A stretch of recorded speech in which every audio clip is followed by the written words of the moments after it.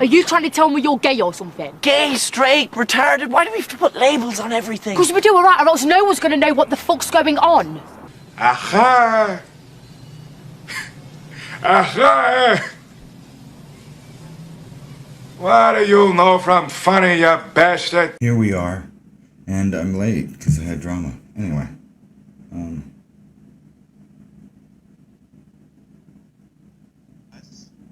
Just going to drive prices on electric vehicles. In addition to the chip shortages for all the semiconductor chips that are not going to be forthcoming.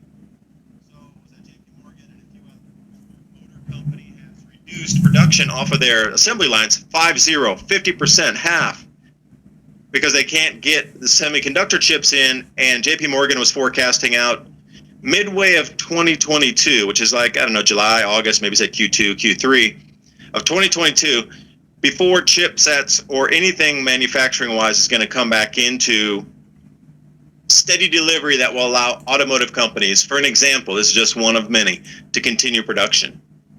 How about those TVs that you buy? How about the computers that you buy?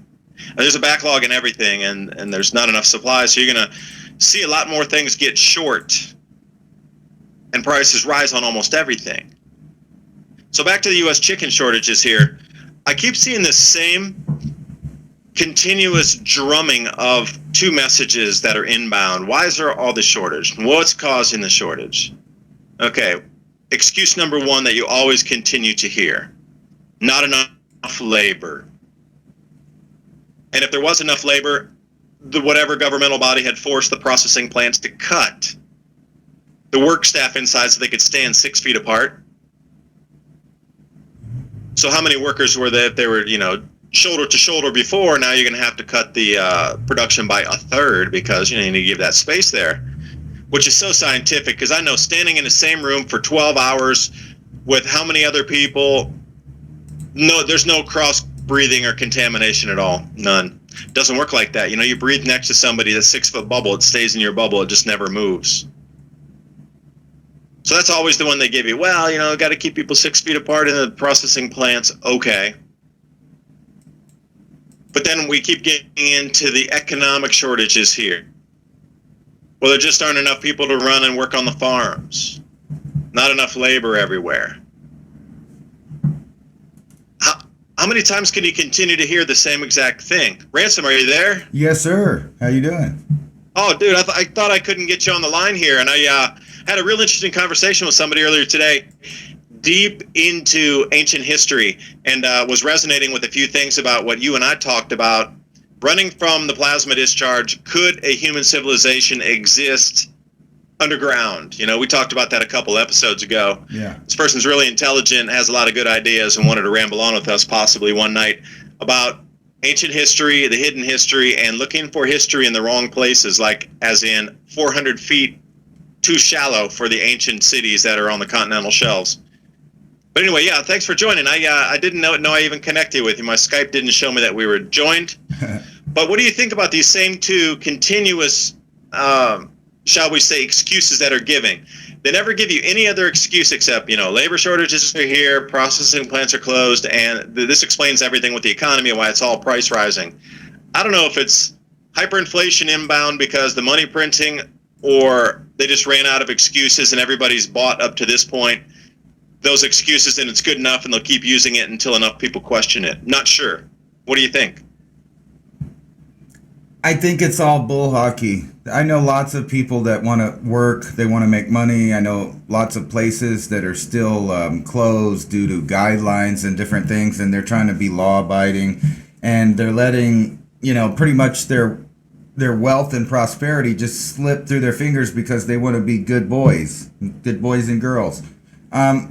There's plenty of people that wants to work, and the only reason the food's not getting us to people in places and their shortages is because they have been designing it that way the last year or so for sure, getting ready for natural shortages. They want you to be used to the new reality where things are hard to get, they're expensive, and you're not supposed to be hanging out. And I was thinking that 6 feet thing, me and my son were walking in Walmart, and I kept seeing those stupid stickers everywhere on the floor that said, remain 6 feet apart.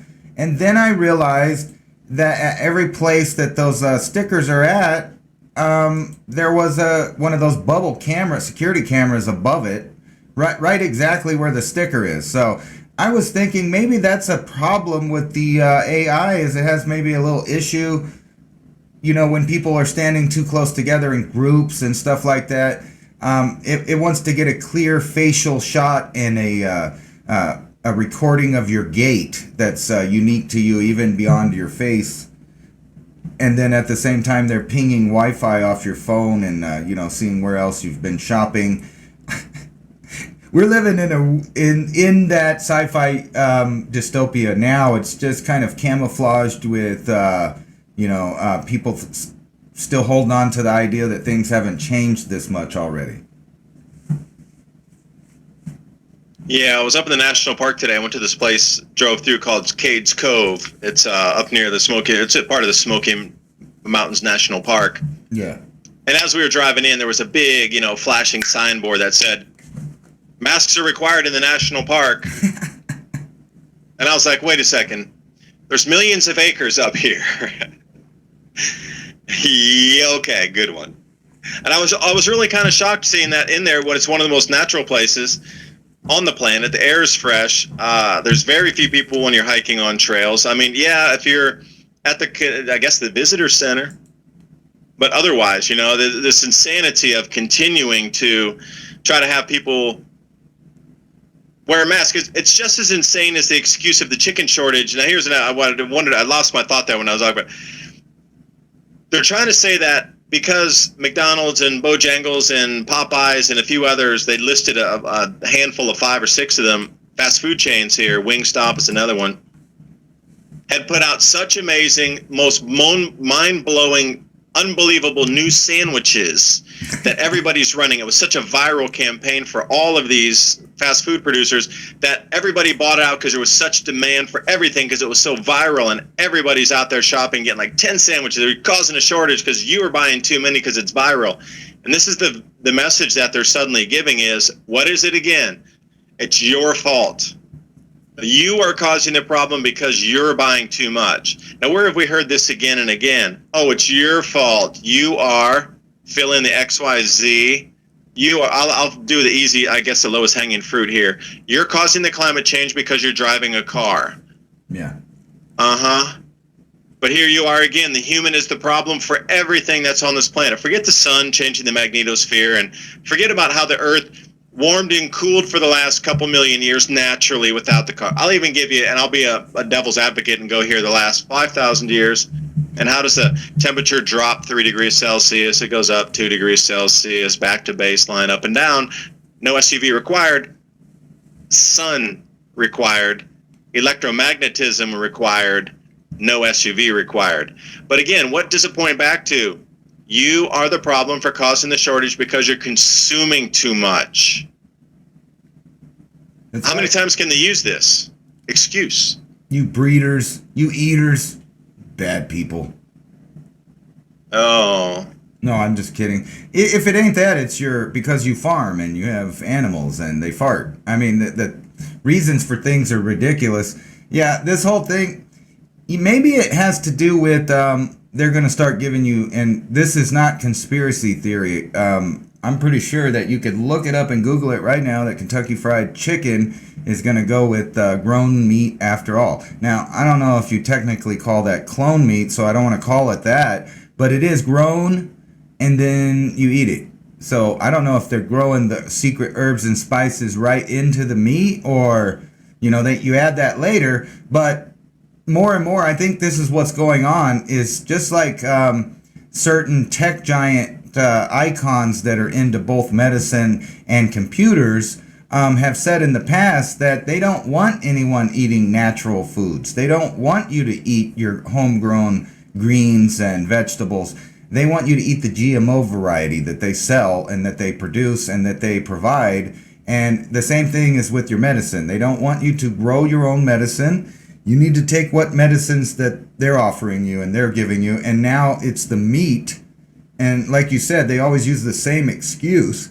It's your fault. You're doing something wrong by living out your normal human life.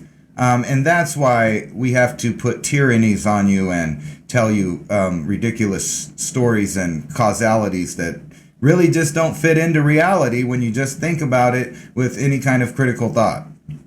Chicken shortage. Give me a break. They're like the easiest produced fowl in the world. And China and the United States has plenty of resources, chickens, that everybody could have three or four chickens at a very cheap price today, delivered to their house every day. It's ridiculous, the whole thought of it. And you remember last year we covered it. They destroyed a lot of food. They turned under vegetables. They killed poultry. They killed swine, and they killed beef. All for only one reason I could see, in my opinion, is so that you couldn't get a hold of it at a cheap price, and that they could set the price, get you used to paying higher prices and having less available. That way they can control every aspect of not only your behavior, but your wallet. Yeah, that would have been the United States Department of Agriculture for anybody who was running, who the they were in that ag business. Yeah, the USDA had destroyed so much food last year, and it was really kind of criminal the way it was done. You know, there's a lot of starving people and a lot of people that don't have resources on the planet in terms of money. How much would it have helped any populace of any country if they had given away that food? They just culled how many herds of cattle and just buried those carcasses. You know, how much food could that have provided for a family or families or neighborhoods or communities? Even wildlife. And, you know, instead of throwing it away, just why don't you put out something in the community? All right, we're going to have to cull all these animals. Come on by, and if you have any butchers, just like we did in the old days, barn raising parties. Well, why couldn't they have, you know, cow butchering parties or something like this where you come in, okay, vegetable picking party or whatever it would have been. If you're going to have a barn raising event, you should have events surrounded by agriculture where the community's involved. I mean, Facebook works fine, and I hate Facebook. I really don't use Facebook. Any other way to communicate, like Line or Telegram or Signal or maybe Threema, or there's a few others out there to try to get groups online. But that food should not have been wasted. It should have been a community event to harvest everything that was going to be tilled under to feed the community for free. But no, that you would have given somebody a leg up. And I really do not like the way the corporate interest at that time and the corporate agribiz decided to absolutely waste the food. They didn't even turn it into fertilizer. They just buried it in big pits. Waste it versus helping people with it. And that was allowed to go on. Rose your price, you know, and look at all the money's being printed. It's just not going to stop. This food price increases are always the thing that really sets societies back. So you look back through history, about every 400 years, you see these massive setbacks, and you always wonder why they get set back. Well, we use paper money today in central banks and, you know, fiat and bank cards and all this. Go back to 1650. What were they using? Obviously, gold, silver, tradable animals, a few other things for barter trade. Go back to the 1300s where they started to get the Black Death, spore minimum. What happened then? What were they using for trade? They were using gold and silver and animals and a few other things.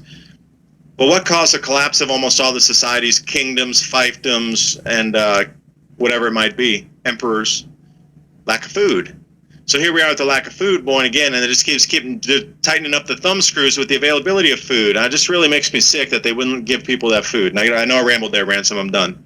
No, it is sickening because they know people could use it. It's the same thing like whenever, you know, in the past the government has raided people having, you know, big cookouts and stuff because they said that, you know, it hadn't been inspected by the USDA and therefore they couldn't eat it in a public platform like that. And they'd come destroy all the food. It was good food like potato salad and stuff like that. This really is like a lame Western plot to like an old movie about ranchers or something. The way that they're trying to do. What they're doing is they're trying to shut down competition from one group to another so that they can control, like I said, every aspect of what you buy. So if you can put the farmer and the butcher and you can put the rancher out of business, then, you know, it won't be hard to control what gets sold at the store as far as protein and nutrition. You want to be able to control that. That's obviously what's going on. You could call it communism, you could call it super corporatism, but whatever it is, the billionaires and big powers of the world right now are really flexing their muscle in the way that they're buying up everything. They're stopping, supply, even though there's plenty of demand. And they continue to use this just-in-time shipping thing, which wouldn't even have worked out if there was any real emergency at all, with food production. That would have put a big, spot right there where people weren't getting nothing. But just on top of that, they're simply sending less stuff to less locations on purpose. And I think it's similar to, like I said, one of these old westerns where they go kill all of the cattle at the next ranch or whatever. Or, they're also doing this thing right now where you could call it starving your enemy out by giving them less and less nutritious food and less options to get it. Meanwhile, hiking the price up. That fits right into the Barcode for Life project with a lot of the tech companies and individuals as well. So if anybody hadn't heard when Rance and I talk, well, this has been about a couple months now, this Barcode for Life, the idea is to first genome mark every species on the planet and then put, like a protein marker in there that it's been changed just enough that it's now patented. And if somehow, let's say a seed from a hickory tree landed on your property and grew, you would then have to pay a user fee to be able to cut that tree down off your property. Now for us in this first generation, it's just going to involve things like chickens and cow and whatnot. But the second generation, when things are in a longer duration grow phase, everything on the entire planet is going to have a barcode and who owns and who has registered that. And we're beyond the GM phase here, where now the insertion of proteins in there changes it enough where it can be patented. So think about the gigantic leap that was before to have straight up genetic modification compared to inserting a different protein inside there. The ease of how quickly you can change so many of these. And the problem is the protein insert might actually be dispersed across a wide array. GM, we know what it's like when it's in the fields. It can jump and it can move to other farmers' fields. And you hear these lawsuits all the time about, I don't know, I'm going to leave. It starts with an M, and they go in and they'll sue a farmer because even though they're organic, they found some of the GM crop popped up in the field next door, and they're like, you're not paying the licensing fees and all this whatever. Well, the protein insert to decide what the new species is, so hickory tree A127 had this protein inserted to it, but suddenly you have that on your land too, and they're like, well, you got a tree on, you're going to have to pay a user fee for those trees. Now, the ultimate goal is to tag everything, barcode everything, protein insert everything on the planet. So just to use, like if you're an individual land owner and you buy trees, and you would like gum trees, hickory trees, walnut trees, whatever it is, either you harvest the nuts from that, you'll have to pay a user fee. And if you actually cut the tree down and use it for something like a fence, or maybe you cut some board out of it, there'll also be a user fee. And in addition to that, you'll be taxed on it. But not taxed on your land like we understand land tax right now. You'll be taxed as an individual basis. That's why this is what I've been told. The enormous amount of satellites and the new satellite networks going up are part of surveying this, because we look at LiDAR. There's an enormous amount of other types of radar penetrating, ground penetrating, whatever it is, earth layer penetrating radars, but they can also tag every single species of plant across the surface of the planet. And at that point, you could be mapped out, and then you'll have to pay a user fee to unknown entity at that point. But that's the direction it's going with this Barcode for Life. And heaven forbid they would teach you how to raise your own chickens so we're not stuck on a supply chain. Heaven forbid they would teach gardening classes in a school instead of woke studies. Something usable for a change might work for our society to move us forward and get a little bit of self-sufficiency so we don't have to rely on these supply chains.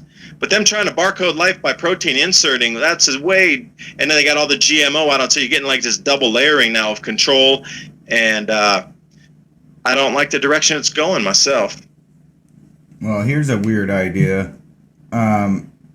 I'm a firm believer in the idea that they used Hollywood to project ideas that are current or just about to happen, and they frame it in a way that it looks super sci-fi, so it's unbelievable.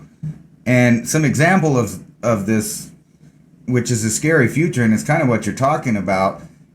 Remember before when I was talking about the ranchers and the competition, when you control your competition, if these transhumanist elite people get so crazy that they feel like natural life itself is a competition to their control system, meaning, they're creating lab-grown animals, plants, etc., by design, by editing, by splicing, by designing new life in a way, just like you're saying with the food. If they got it to some point, it will be a weird future thing, kind of like I can name several different movies, and they also tie into together in another way, so I don't know what they're trying to tell us with this, but you think about Blade Runner as one, and then there's a show called Raised by Wolves that's made by some of the same people, and then there's the Aliens and Predators thing that's kind of about bio-creations of an extraterrestrial kind. But what's weird in all of those movies is sometime off in the future, animals become so rare that they just make them like people. They just make people and animals. And then you would think at that point the real animals and plants would become competition to the corporation's products. So you can think about it in that robot way, but it is weird with all those movies, the robotic creatures all have white blood. I always thought that was really bizarre that they keep showing that. But my point really being is that in all of these, they show corporatocracies take over, and nature itself becomes a competition to the corporation and to the elite that believe in their mind they're the controllers and designers, architects of society and the planet itself, because they're at the point where they're trying to play God. And in my opinion, I kind of have a little bit of faith in that some of the stories that you read about in cuneiform text, some of them are based on maybe true events. So it is possible that sometime in the past, another civilization had the power of the gene and the power of the atom. And I think we're at that point again. And it seems like at that point, the controllers start believing, psychopathically or sociopathically that they are God now. But they're not happy enough with believing it themselves. They need you to believe it. And the best way to do that is to control your stomach and your reproduction. And I'm asking you, ain't that the movie we're in right now? It is, and please don't forget the power of gravity. Because if you can control electrogravitics and you can control that base magnetic charge, you could make things weightless, and then you could leave the planet's atmosphere, and you wouldn't care if you were carrying 50,000 tons of lead on it. It would be weightless. So they could shield whatever they wanted to blast through the Van Allen radiation belt. And if you really did put those three together, they would appear as mystic gods with, because imagine if we had even just a simple iPad and we went and took it back 50 years ago, what a shock that would have made across the world. It would have reverberated and changed the timeline or the fabric of space-time, I think. Right. But now take that thing back 500 years, and you would have had kings and queens bowing at your feet. And it's nothing new for us. It's just tech. Yeah. So what would happen if a society that was a million years advanced comes down and the tech they would have would be so mind beyond what even... I don't even know if we could resonate with it. That would be that far ahead. So you'd have to probably pull it back to 1,000 years advanced from us. I think we're kind of. But once they put once they put themselves in that position, we are repeating cycles of time. And the cuneiform texts talk about what were previous societies on Mars, and then the tech was so good that they were able to jump planets and recolonize a different planet here, Earth.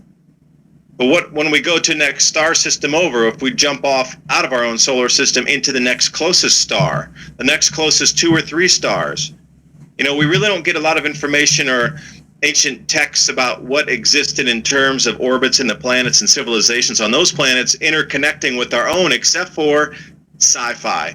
And then you start to really wonder, the 500 years of marauding, Vatican, pillaging all artifacts centralized into a few hands, a few libraries, a few museums. What's the true story about what we know about off-planet, and when I say off-planet, I should say other solar systems, other stars, and orbiting bodies around there we've interacted with. You got to go to the sci-fi realms. Yeah. You know, another thing I was thinking of is there's another show, and it happens to have the white-blooded android fake living creatures and people too. It's Westworld. But I was just thinking, in that show, they kind of have that scenario you're talking about. It seems like at their point, at least in that show, they couldn't. The elite couldn't convince human beings, which I don't think they could at this point, or at least this generation, with the knowledge we have, that they're gods. We wouldn't buy it. I think we would ask too many questions. We're that kind of people. However, you know, maybe they got tired of messing with humans, like, because we wouldn't worship them as gods, and then they'll just make their own people, little automatons that think they're human. And even in these shows, you notice they always put the robotic or android or synthetic life form having a bunch of emotions and having an obsession with their creator, which is humans. So it's like another one of those things through Hollywood that they're trying to indicate that, you know, they want to be worshipped as gods, or they think they're at the god point. I don't think they are, but that's what I'm saying. I don't think our generation would buy it. I don't think somebody born in my time or your time would buy it. I don't even think I can believe if I saw a flying saucer crash right in the street in front of my house, and some kind of alien thing came out of it, you know, I would still question it, because I think human beings now possess power enough to fly around like that. And I know we know genetics. I wouldn't doubt it at all that they created something that would look alien, that could sit and pilot something and try to fool me into giving up whatever last freedoms I have.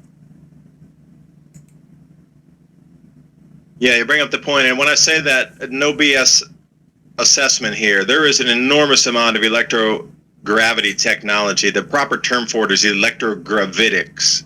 And if you want to look into that area of study, it's been highly sought after. So, you know, Nikola Tesla, Marconi, you know, the wireless radio, they all were into that circa 1920, 1930, pre-World War II. You know, you talk about Marconi, radio developer, was with Tesla, and they were also more into. So you hear Marconi, and you understand the most famous thing what's Marconi remembered for? Wireless transmission of signal, but their apex of what he and Tesla were working on together was anti-gravity technology. But we're talking in the 1920s, and they were using opposing spinning disks, and I do believe it was 1,720 RPMs opposing, and they got some sort of weightless effect. Well, fast forward in World War II, and after the Allied forces marched into Germany, they found an enormous amount of these rings, if you will, that had chains on them that had tethered something that was working with the same kind of electrogravitics. And you tell me that from 1940, and you know Dr. Brown in the 1960s perfected that, and now we start to see a few other things in the skies. I believe almost all of it that we're seeing is ours. But I will say the same point again that I harp on again and again and again when I talk about electrogravitics. If we had the technology for the last 80 years, let's say, I'll even say 50 years, let's just say back in 1980 or something, 1970, and we had the tech perfected after they found it in the 40s. Airplanes we would have no need to even really buy a ticket at that point, except for some operational costs for individuals. There'd be no fuel costs for it. Anything to deliver, there should be no cost for that either. Either running rail across the seas, you know, you could speed that delivery because it's weightless, so you don't need the fuel. And if you did, it would be such an insignificant amount to move an almost weightless object. Your cars, the way everything is powered. Oh yeah, and mention power. One of the benefits of having the opposing spinning discs, if you put some copper on that, it would create electricity as an off charge. So you'd have free power for your homes, businesses, factories, forever, in perpetuity. Never need to buy electricity ever again on a centralized system. But then we can go the flow back. There'd be no copper cables up there, and you could daisy chain this back as far as you want. And think about the effects on your life and generations, the effects on generations if we would have had free power and almost no delivery costs and almost no manufacturing costs except for the base inputs. Because even the mining machines, there's a lot of weight involved with moving rock around on a mining site. So imagine if you could take that into a weightless state. Electrogravitics, and I'm going to say until my dying breath that this is a suppressed technology that is probably going to pop out, and that's the reason for a lot of release of the UFO documents and all this stuff the CIA is trying to release. 2 million of those documents, 2 million pages. There's 10,000 pages in that packet devoted specifically for electrogravitics. How these things float. They might call it float, move, hover, whatever you want to call it, but it's using the electromagnetic technologies, I should say, that have been hidden from a lot of us. So you go back into the UFO. I can't believe, I'm the same rant. So if one crashed out in front of me, I would say, welcome. Let me go see how I want to see what powers that thing and bring it into my house, reduce it down, and have free power for the rest of my life. Right. Instead of me going, hey, let me call somebody and help you out, I'd be like, oh, get out of the way. I want to go see what your tech is like in the back of this thing here and see if I can reverse engineer that for my house. When we talk about that, it's not even that far-fetched. A lot of people think it is, but it's not. The fact that the government has a whole list, you could go check it out yourself and just look this up. There's a whole list of inventions and next level technology that go back 100 years that the government has been taken away from the inventor, banned. They call them disruptive technologies. Anything that would forward the cause of, individual liberty and power, and I mean power like as in being able to power to create and live and not pay bills, they will outlaw it, and they have been doing that. So, for anybody to doubt that they don't have next level technology is kind of naive to me. And the fact that there's been so many eyewitnesses of things in the sky leads me to believe that somebody or something is in fact flying a lot of stuff. Now, for me to say it's an extraterrestrial, I don't know about that. However, I don't discount the idea. And then also our government seems to be pretty convinced that there was, at one time at least, extraterrestrials on the planet. And if you read any of the writings of the ultra elite, you can take your pick of some pretty famous names. They all believe the same thing. And then when you get into, ancient tales of the Sumerians, and even before that, they're talking about gods. Every primitive civilization talks about gods that look just like men. They live, they die, they bleed, they have children.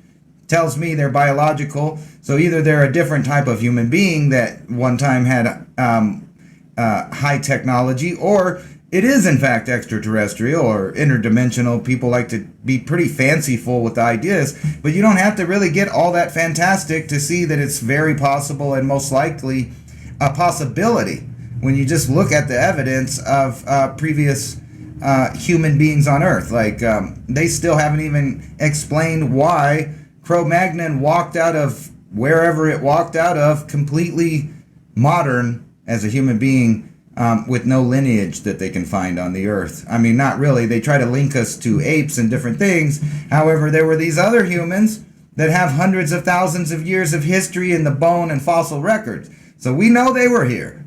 But you don't know, what about modern humans? They just kind of pop up, and then since we've been here, we've been, I'm going to say, devolving. We've been coming, our bones are less dense, our muscles are less strong, we're mentally inept compared to people like, say, in the Renaissance still, or even, you could even go back 200 years and people's IQs and intellect far outmatched people of today. And I hate to say that because I'm one of those people that live today, but I know that I couldn't compete on an intellectual level with some of the people that lived in the distant past. And these people were agrarian societies all the way up until about 150 years ago.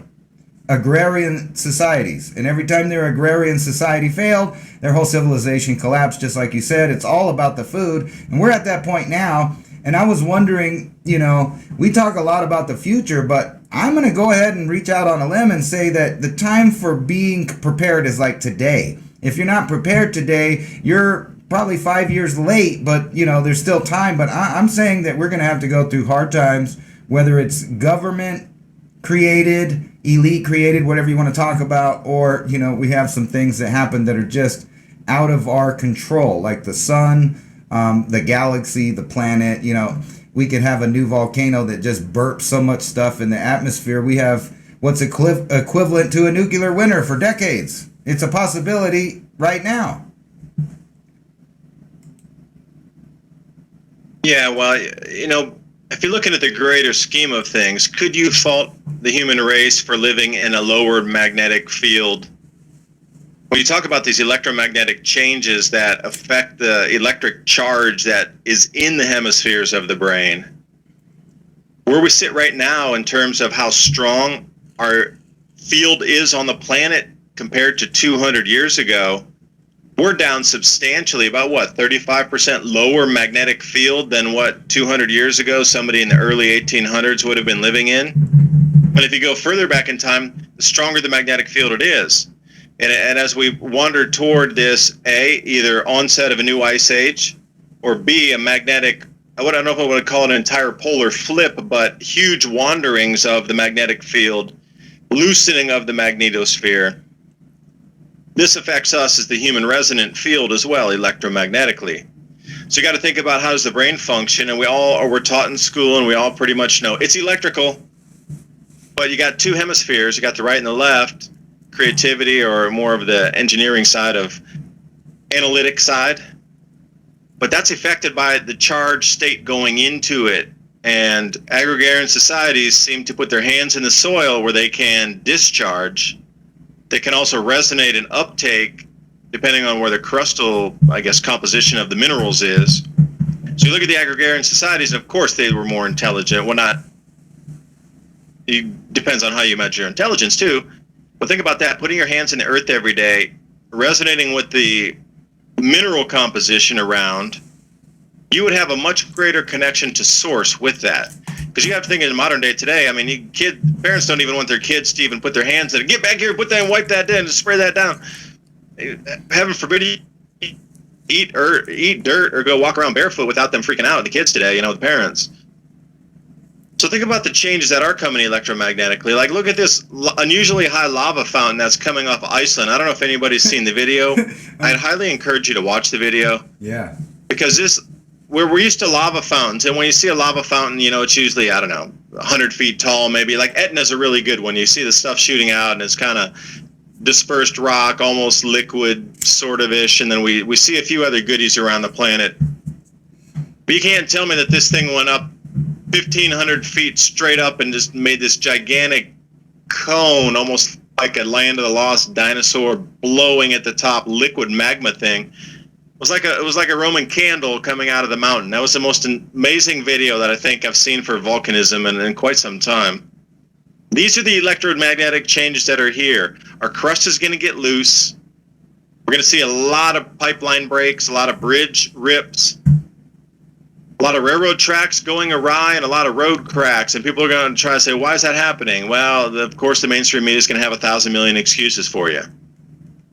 It's all about vibration and frequency. Those two things, and the electromagnetic field that's created from those two things is changing right now to the point that it can be measured. And not like fractions of a 1%, like a 1 nanotesla difference. We're talking about actual full percentiles changing, and not 1% down, but like 10%, 20%, 30% down. They're expecting the full resonance from the magnetic field, the primer field on our sun, to be collapsing by 2030. Do you know the solar wind stopping completely by 2030 for at least periods during months or years? Can you imagine if there's zero solar wind, our magnetosphere would not be that thing is going to blow off. I don't even know what to expect if there's no solar wind. These are the changes that they're talking about. And when I say they, I'm talking about scientific bodies, governmental bodies, central bankers are talking about it as it'll affect their bottom line. And things in between that are just might go bump in the night. Changes for sure in the way humans are thinking. So you wonder why people are scatterbrained and freaking right now. There's a lot of people freaking out. They can't handle the state change that's going on. There's a vibrational frequency change happening, and the brain was set at like 106.5 for a radio station, and it's tuning up to like 106.7, 106.8. Soon we're going to be in the 107.3 range. The frequency they're held in or were born in, it can't hold that frequency state, and this is the reason they are losing their minds. Why is such psychosis today? It's a frequency change happening. And it's kind of permeating through the fabric of society. And I literally mean the fabric, the base vibrational fabric of society is the change that you're witnessing. This woke culture is a frequency change. You know what's funny? When you were saying that, you gave me this weird idea, and I'm showing the audience here. See fewer people, take fewer showers. So they're literally promoting the idea that people are less clean at the same time as freaking out about their, virus count or whatever. But I had this really funny thought. You started out the show talking about underground living and humans, right? So can you imagine a group of people today that are afraid to sit more than 6 feet apart? And then you got them all swimming in their masks and going on hikes in their masks and going out in nature in their masks. And then tell them that they all have to get inside a little cave for their protection because, there's some bad solar stuff going on outside. Or even, like you said, the magnetics making people go nutty. You might have to hide in a cave just to be sane for a minute. But can you imagine how funny it would look with like 60, 70 people crammed into a good-sized cave, but they're all wearing their masks. They're all wearing their masks and they're afraid to sit by each other. I'm sorry. Yeah, planetary discharge from one planet to another on a plasma event, and they're afraid of wearing a mask because they're going to breathe the same air. Yet rocks are flying at 13,000 miles an hour, and the shock wave running across the planet's running at 800 plus miles per hour, just the wind being pushed in front of the plasma discharge area, and they're worried about wearing a mask. See, this is the kind of brainwashing that's going on right now, where events are so far outside the scope of anything, and they would still be like, wear your mask. Well, there's an 800-mile-an-hour shock wave coming. Right. Well, wear your mask. Yeah, don't worry about the potential tsunami off the coast. Just make sure that you use plenty of hand sanitizer and you make an appointment at Walgreens or Walmart. I was in Walmart and they have a sign up at every register that you could get their free medical products, and there's no wait and there's no line and no charge. It's free. There are people in the past that never took anything for free because it seemed like it was some kind of scam. I'm just saying. I'm just agreeing. Maybe they were paranoid. I don't know. Yeah, those theorists, you know what I mean? I mean, geez, all they do is get like information and compare it, and they come up with their own conclusion. We can't allow that. I think people could, like with our technology, I think we could all live in caves, though, if you would get over the claustrophobia and, whatever, if you realized we have to do this. Like, say you had good information that it would be 3 years before there was a summer. You know what I'm saying? Like, there was so much junk in the atmosphere from whatever caused it. Maybe it was a volcano, maybe a rock hit the earth, whatever it is.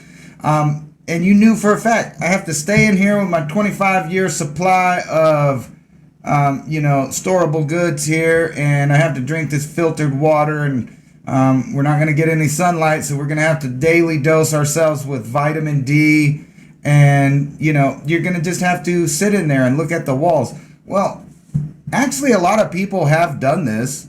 If you believe in people in space, they do it, and then there's also people that have been locked away for one reason or another and have had to learn how to do that. But think about it if you're not in with a bunch of violent people, because if you're in with the wrong people, picture what is it, the Superdome in Katrina? Yeah, I think it was called the Superdome there in Louisiana. All kinds of bad stuff happened in that cave because those were people that were not prepared for any kind of event to happen, and they were at the will of nature, and then they were at the will of criminals, and then they were at the will of government. And that's not a place that you should ever want to be, ever. Never, ever. And speaking of that, if I could tell you a little bit something for everybody out there. I had gone to my local farm co-op, and I asked for ivermectin, the apple flavor, and they had tons of boxes of it. and it was $3 a box for a 1,250-pound horse dose, which would be enough about 4 doses, maybe 5 for an adult human. So if you're going to be looking for that, because you got to think about what kind of other nasty bugs are going to be running through. You know, you talked about vitamin D, and that's what brought me to ivermectin, because that's really difficult to find. If you're going to try to find it from a doctor or any kind of like a traditional medical sense, you're never going to find it. It's completely wiped out, never going to get it. But if you go to a farm co-op, readily available, they had like 50 boxes of this stuff laying there, because it is, you know, for horse, and it's an anti-worm medicine. For any of you know what I'm talking about, ivermectin. Yeah. It was 1.87%. Yeah, it was apple flavor, and it came with the syringe there, so you could put it in the horse's mouth, and that way you could actually measure it out if you had a scale. Oh, and speaking of scales, if I got stuck down in a cave for 3 years, how many kilograms of mushrooms am I allowed to bring with me? Because staring at the wall down there, you know, you see a lot of that during times of cataclysm and during times that people would run into environs that are, say, claustrophobic. Seems like they had a lot of huge, gigantic leaps in terms of reconnecting back to source and back to the river of consciousness. Yeah, you would have to stay sane. And, you know, then that crazy guy that has like 300 jars of different kinds of strains of plants just all nice and fluffy in there. They've been saving up for just this occasion. Won't seem so silly anymore. No, I'm just kidding. But I have thought about that. And somebody told me today, you know, that there's a new lifestyle on the verge of being created, and it has a saying already: screw this, I'm going to the hills, I'm tired of paying bills. Yeah. Headed for the hills, no more bills. Solar's not going to work. You know, you mentioned that right there. If we do get some sort of large volcanic eruption, which happens every grand solar minimum, I mean, these are on cyclical clockwork patterns of eruptions. Through history, if you look back, you can see the rise and the fall, at least in the smaller interim of collapse of economies across continents based on volcanic eruptions on the equator. Your solar panels wouldn't produce either. So a lot of people who are relying singular on solar, you might want to think about a backup plan B. Like a greenhouse would be great. You could keep the volcanic ash off it, low light conditions, you could grow certain types of plants. But to heat it in the winter, if a lot of people are going to rely on solar to do that, you might have to think of something different. I mean, solar intake would be knocked down 80, 90% on those kind of conditions you're talking about for 3 years. Plant life wouldn't do too well, but you'd probably have a lot of dead trees laying around you could heat with, and if you some way you could get that to blow into your greenhouse using heating, you could probably find a 55-gallon oil drum and convert that into a wood-burning stove to pump heat into your greenhouse. And please join us for the second hour. I'm your host, David Dubine, and many Ice Age Conversations, along with Ransom Godwin, 420 TV, Freedomist Film, 1776. See you in 2 minutes and 2 seconds. Volcanoes and deep shakes are next.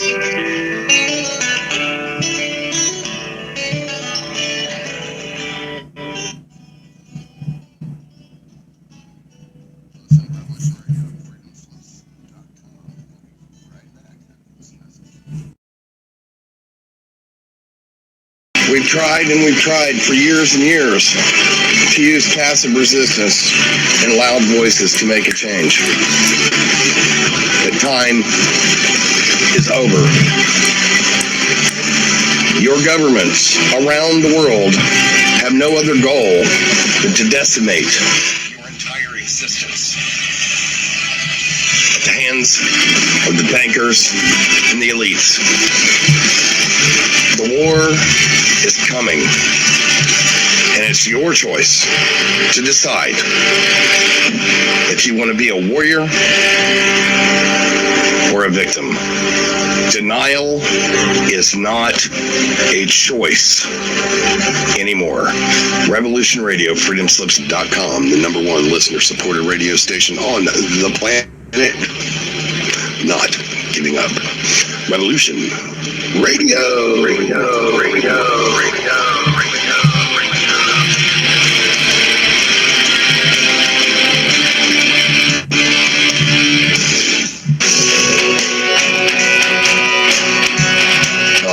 Thanks for listening while we took that short break here at Revolution Radio, freedomslips.com. And now we're going to get back to your host.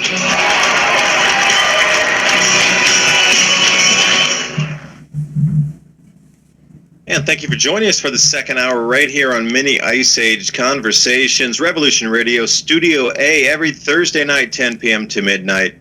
David Dubine along with Ransom Godwin. Please remember, this is a listener-supported venue. You are helping us stay on air with the running costs. Please consider a donation to keep free speech and information like this flowing, because what we're talking about this hour would definitely be demonetized and removed from a lot of your favorite social media channels across the blogosphere. Revolution Radio, freedomslips.com. The donate tab is right at the top of the nav bar there. Anything would be helpful to keep, like I say, the running costs on here 24 hours a day, 7 days a week for two different Studio A and Studio B. Really trying to keep the information flowing here for you. Because it's like this, Ransom. I'm going to start off. We can either get reset or we can all reject. So why don't we, instead of call it the Great Reset, where we all seem to be the victim of these elitists trying to play God on this planet, why don't we just say we all reject everything that they're doing, because the power's with the numbers. And, you know, a lot of people have forgotten that. If we all want to say, no, there's no more mask mandates, stop, there's no way anybody can enforce anything. Because when I look at cryptocurrencies as one of the antidotes to a lot of this, you know, Ethereum has now eclipsed Walmart in market cap value. So it seems to be a trend. I know it's a corporate thing at the moment where a lot of corporations are using their excess cash on the balance sheet to purchase crypto to drive the price, to also allow corporations to seemingly make profit in a dead economy world. So it's almost like the world's being tricked on a balance sheet now by corporations buying huge amounts of crypto to show a positive balance to make their stock worth more. So we're kind of in this conundrum circle of things for the next few years at least. But I do believe we should just opt out and say no more. I really think we should say no more, because the way it's going, they're trying to do vaccine passports in the neighborhoods, and I'm like, wait a second. Whoa. You're going to stop people from coming in the neighborhood? We need problem, rejection, our own solution, you know, versus that whole problem, reaction, solution. Is it their problem, our rejection, our own solutions? And this is the way I think we need to start heading down the direction, is to change the mind frame to we reject what's coming out that's not good for our minds, for our bodies, for our spirits, for our countries, for our children. Although statism is kind of its own thing, but you know what I mean. I do agree with you about saying no. I just think that there's only one, reality problem with saying no, is that if everybody decides to say no, they're choosing to kind of go down that path, and that path is not an easy one. The people that are used to you bowing and folding to them are not going to take kindly to you saying no. And every time anybody ever has actually said no and demanded or declared that they have their own rights, hard times follow after that, and people have to be prepared for that also. But you are correct that there's only one way things ever stop, as far as anything I've ever read in history, and that is when a large amount of people decide that they want to opt out of whatever it is that they're dealing with. In today's world, we can't even talk in specifics, so you have to assume that the other people you're talking to are somewhat familiar with history whenever you talk, and it's such a bizarre thing. In this day and age, I really, this is one part of the future that I don't think that I predicted. I predicted a lot of things, and we're there. And now I don't seem so crazy to a lot of people, even though they still won't talk to me. And I think it's because they know I'm right. But we're at that point now that it's so bizarre. We have to come up with a new language just to communicate truths to each other, a new information. That certain people that aren't creative in their intellect they just don't get the kind of conversation. They don't know what we're referring to because they don't have those thoughts. And then you have the AI to deal with that's kind of the intermediary between the authoritarians and the peasants. Now at this point, we're there. And I'm sad to say I think there will be some negative repercussions, but it's a necessary evil to eventually say no. to certain things. After all, we are just an animal, and every animal will fight for its survival when finally backed into a corner. At least I hope they will. We've had a couple of examples in the past where people didn't, and it didn't turn out too well for them. But for most of history, when people said no, I mean, at least they died on their feet and not on their knees, and the other people enjoyed freedom afterwards. For some time until it was squandered again with the ease of life. Yes. So what do you see coming then? Okay, you've been pretty knock on different events you saw coming in the future, the way society might morph and bend. Can you look into your crystal ball and give us another 2 to 3, maybe 5 years out? What are you seeing out there? And I know you can't go as deep and big as you want because we're live streaming on YouTube right now, 420 TV, Freedomist Film, 1776. I believe that's the correct one, yes? That is the correct one. However, I'm not live streaming because I got banned for the video I did after MIAC last week. I saved the really gnarly stuff till afterwards. And just like I thought, I told people to pay attention and absorb the information now, because it'll be gone later, and I got a strike, so I can't live stream for a couple more days. But I'm recording this and I'm gonna upload it. But in my crystal ball, I see massive reduction in population, and they're going to blame it on a series of calamities and problems. However, this was already coming at this point, and I think it's really bizarre. And wrap your head around this. It seems like almost everything always is to design. So whenever you do the math and then you listen to the propaganda on one side about overpopulation, but then you do the math and you realize that in fact mathematically with no calamities and no external inputs, the population was already going to plateau and start dropping. And I'll tell you why. It's a fact that people are not having the same amount of children. They're having less than, like one, in America, I think right now it's like 1.1 birth rate now at this point. So we're barely even replacing one parent, much less having any population growth. And at the same time, we have an aged population, meaning that less new people were born compared to the old people that are alive now. And unfortunately, because of that, a massive die-off or a vacuum of population is going to happen when people 60 and above just disappear soon. And then on top of that, let's start talking about the external factors like environmental pollution, genetic pollution, governmental restrictions in certain places, lack of food and resources in other places, and just, culture that has decided that reproducing yourself is not the way, and instead the opposite is now trendy and what you're supposed to be doing. And I hope that most people could read between the lines on most of what I said, because I am going to air this on YouTube, and the algorithm will pick up certain keywords immediately and remove it. Yeah, that's unfortunate, because there are some, topics to be discussed. I'll agree and layer over with you on the food shortages inbound here.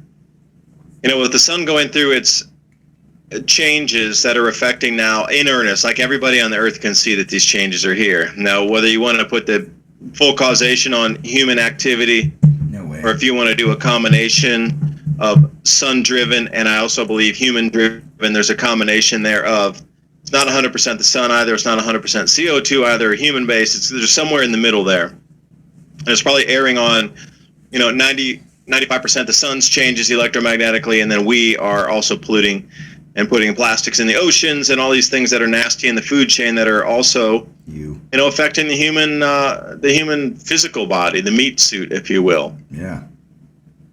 So these food shortages are inbound, and I'm going to speak from experience.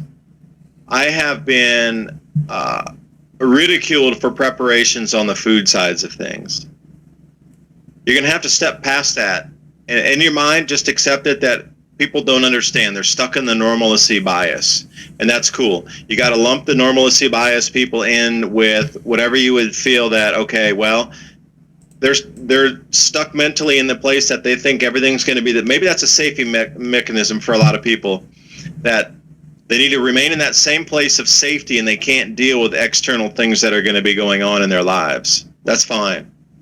But when you get ridiculed because you're trying to prepare too much, or trying to do too much, why don't you take a break? You're working too hard right now. You're trying to get the greenhouses up, get the beehives out, get the orchard up, doing all these other things, getting the gravel road in, getting the well in, doing all this, putting hoses down the sides of the creeks to try to harvest rainwater, building a pond, putting all the extra fields in the back, all this stuff. You're working too hard. You need to take a break.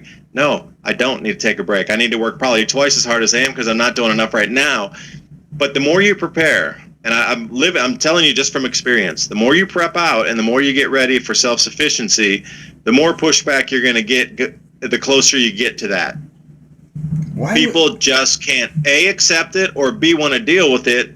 And there's a little jealousy in there, but there's also a little bit of like, whoa, I can't handle your reality, because if I deal with your reality in the future, that might be food shortages, I can't deal with my own reality of like the cognitive bias of everything's going to remain the same.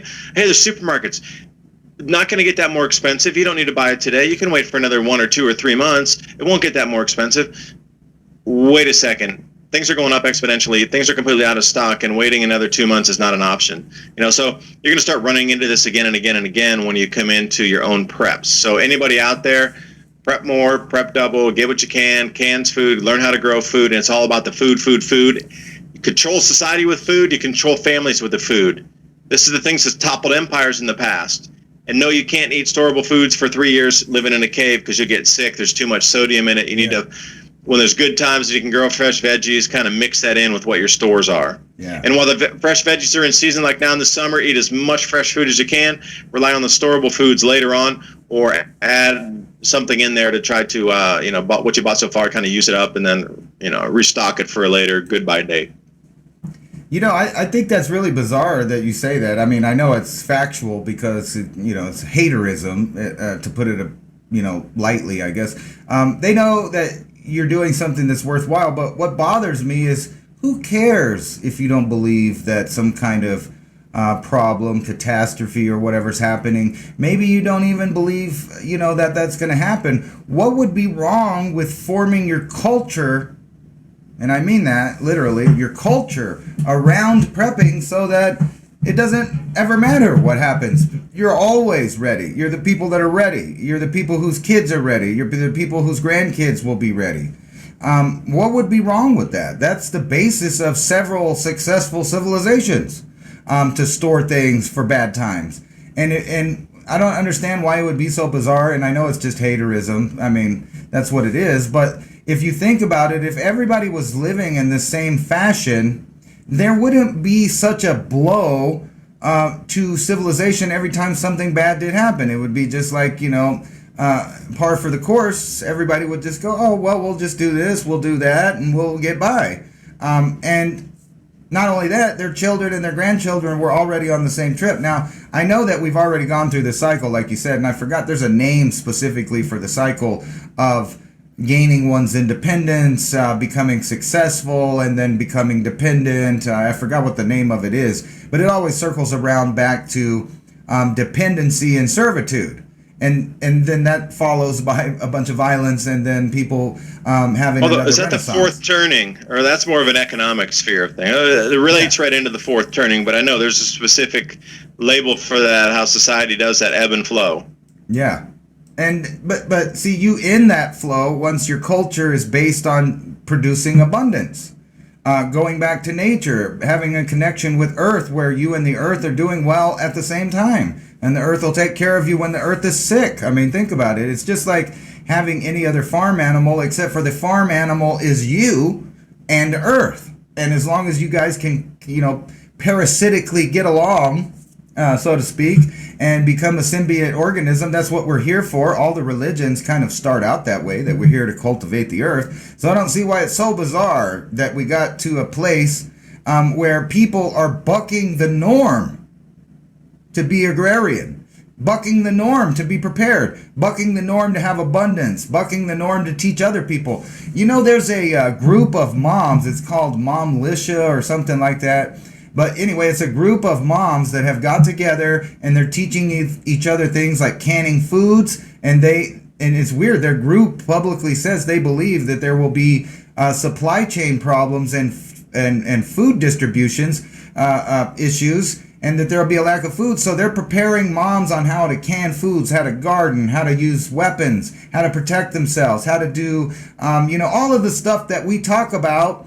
And guess what they get in return? They get the federal government tracking every move and monitoring them and listing them if if they did some kind of bad thing by liberating women and the ultimate feminism by teaching them to protect themselves, to take care of themselves, to take care of their family, and to look forward to the future and take care of even people that might not even be born yet, just by all of the actions and knowledge that you're passing on to your offspring when you yourself learn it and do it in front of them.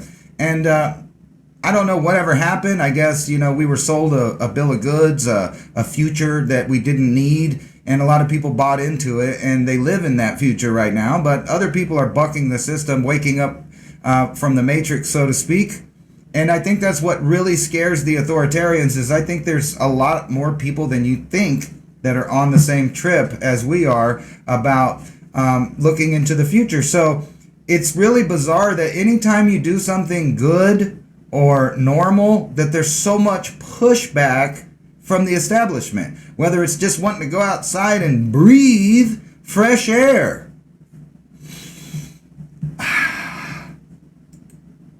I know. If I could add a little thought in on that, where the news media, whatever it is, has this gigantic number of percentage of people who want to get vaccinated. Okay, if I can even use that word, am I allowed to use that word? As it sits, there's such a pushback against it, but there's so much gatekeeper question asking going on amongst employers, office people, friends, neighbors, doctors, etc. Are you vaccinated? Are you getting the vaccination? Are you da-da-da-da? So, what we're talking about, there's probably 60, 65, maybe even 70% of the people who say, hell no, I'm never going to get that thing. I don't want that thing. Get it away from me. I'm never going to take it in my life. Don't even question, don't ask. But as soon as you say that, suddenly somebody reports you and turns you in. And see, this is where the world's going. It's almost like the Stasi has been reborn in the whole, how do you believe about the jab or not? So I read this incredible article about this same exact event a guy had gone through, but he, at his workplace and also at the home, and all the neighbors were. So he had written his experience down, and you know what he gave the best advice to say, and I'm going to say this again. I'll even say it twice, I think. When people ask you, are you vaccinated? Yes. You don't even say yes or no. All you say is, all jabbed up, but got no place to go. And he was referring to how ridiculous it is where none of the countries are opened up. There's still a lot of places where you can't travel to. And instead of saying yes or no, he found that when he said this phrase, nearly 100% of the time, even talking to his doctor, as soon as he said that phrase, all pressure was off, no more questions were asked, nothing. All he said was, I'll say it again, quote unquote, all jabbed up and nowhere to go. Remember that phrase. That will stop everybody in their tracks that's asking you about anything. They never, as soon as he said that, apparently the way he was writing it was, nobody asked him what kind of vaccine it was, what arm it was in, how they felt afterward, nothing. And that like alleviated the situation, because there are so many people that think the same way you do, but they're afraid to say it. The same way with what happened with Trump during the election. People didn't want to talk. This whole social media thing was going on. You were expunged from social media, so people held back their true thoughts. But to come next, you might, everybody across the entire street thinks the exact same way, but I thought I was by myself. But come in hindsight, everybody thought the exact same way. So I think there's a lot more going on in agreement of common sense here. The corporate media is really good at getting people to alienate into their own group of like, everybody else is doing, I'm not. Everybody else must be thinking like the corporate media wants them to think. Yeah. But in actuality, it's the reverse of everything. So the way I look at the corporate media currently is everything they said is actually the inverse of it. So they say 75% of the people are wanting to or have been vaccinated. I'm the inverse, like 75% do not want to. So everything, the way I look at the media now, is kind of a black and white on the opposite of the information I'm being fed, because it seems as if literally everything is a 180-degree opposite.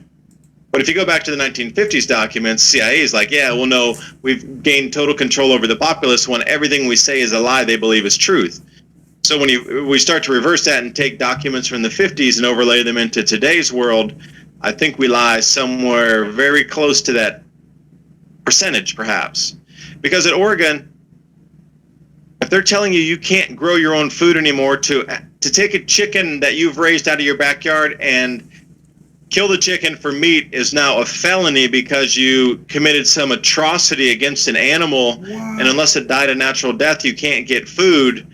We've gone into so far off la-la land here that this is a non-human entity controlling this planet or trying to. Because I could go for miles on that Oregon article here. Wow. But that's really... Yeah, the consciousness flow seems to be tapping everybody in. We're in a universal consciousness, and I think for survival mechanisms, like you were talking with Mommy Fuzz. Yeah. A lot of people are thinking that, move with your feet, vote with your feet, get out to the countryside, get out with your bills, off to the hills. That is something that is so ancient, ingrained in our DNA. This vibration frequency change in the sun is activating a lot of people's ancient DNA strands of memory. It's intuitive now. We need to get out, stay out. We need to intuitively start getting ready for food preps, intuitively start getting with communities. And for the media to feed you all this BS garbage, I think whatever's in that thing that's flowing into your body through the long metal objects is going to interfere with some sort of, if you want to talk about frequency, the unified field of God itself. I think this vaccine somehow interferes with that. It attunes you to a new frequency field versus what you and I, Ransom, are with like human flesh and blood. Whatever's added into you in terms of nanotech and different metal, whatever's in that thing, retunes your frequency to something that doesn't connect 100% with the base frequency of what we understand as God. People are understanding the consciousness flow is being affected. And I'll leave it there. I'm going to sound like a madman if I continue at all. No, I don't think so, but I think that's just enough to get you banned off of several social platforms, just mentioned in the GOD, in combination with that metal thing in your arm might actually change you in a negative way.